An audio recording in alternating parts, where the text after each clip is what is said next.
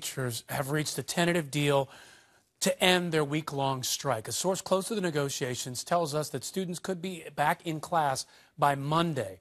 Kyung La is in Chicago. And Kyung, did the teachers get what they wanted in this strike?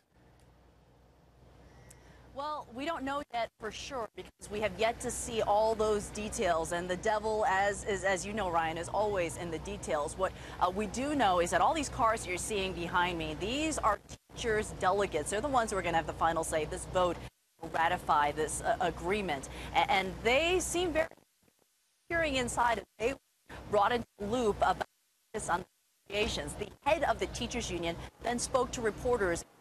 He said is that what the union believes they have in place is a framework towards an agreement. But right now, this strike has not been suspended. Now, a source with detailed knowledge of the negotiations is telling CNN that what is in place is a tentative agreement and students should expect to be back in school on Monday. That is a sentiment that has certainly been echoed by the representative of the school district. Here's what he told us. We have in place frameworks around all of the major issues that should allow us to conclude this process and to conclude it in time for our kids to be back in school on Monday morning. There's got to be compromise regardless, and if it's a compromise that we can live with, I want to go back to work on Monday.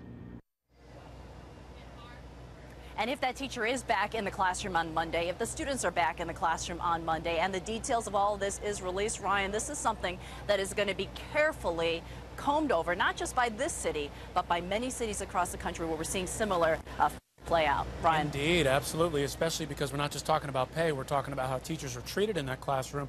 And I'm wondering if you've had a chance to talk to any parents, students, what their thoughts are on this strike and maybe kids going back next week and whether or not those kids will have to make up the missed time.